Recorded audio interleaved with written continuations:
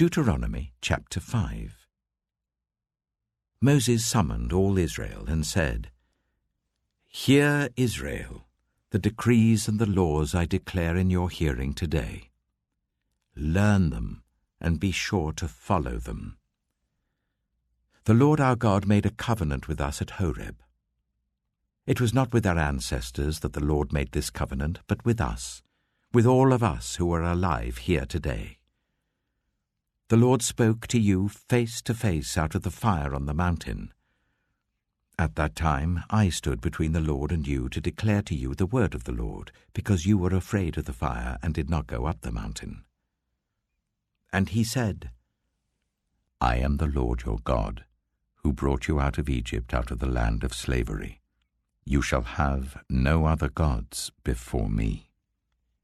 You shall not make for yourself an image in the form of anything in heaven above, or on the earth beneath, or in the waters below.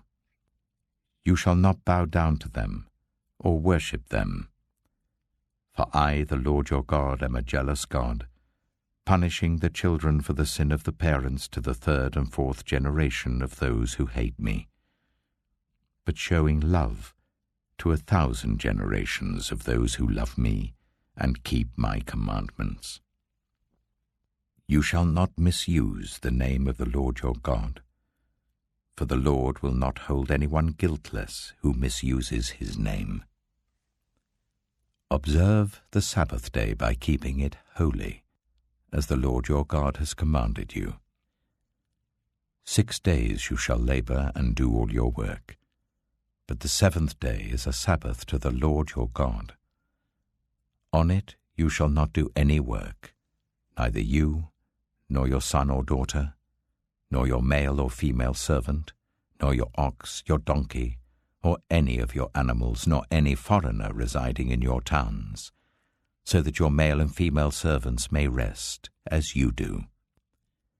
Remember that you were slaves in Egypt, and that the Lord your God brought you out of there with a mighty hand and an outstretched arm. Therefore the Lord your God has commanded you to observe the Sabbath day. Honor your father and your mother, as the Lord your God has commanded you, so that you may live long, and that it may go well with you in the land the Lord your God is giving you. You shall not murder. You shall not commit adultery. You shall not steal. You shall not give false testimony against your neighbor. You shall not covet your neighbor's wife. You shall not set your desire on your neighbor's house or land, his male or female servant, his ox or donkey, or anything that belongs to your neighbor.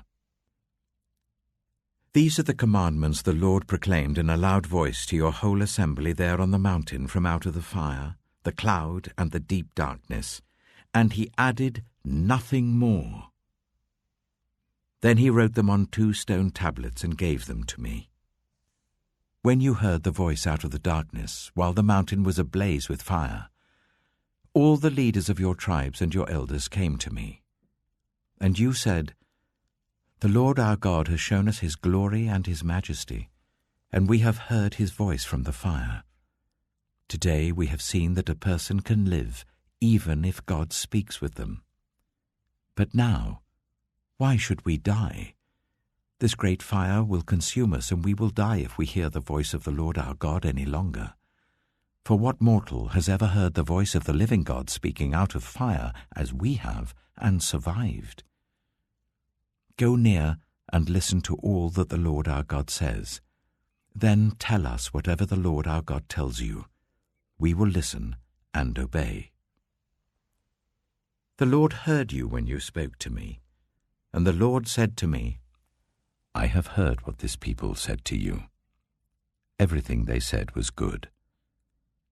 Oh, that their hearts would be inclined to fear me and keep all my commands always, so that it might go well with them and their children forever. Go, tell them to return to their tents. But you stay here with me, so that I may give you all the commands, decrees, and laws that you are to teach them to follow in the land I am giving them to possess. So be careful to do what the Lord your God has commanded you. Do not turn aside to the right or to the left. Walk in obedience to all that the Lord your God has commanded you, so that you may live and prosper and prolong your days in the land that you will possess.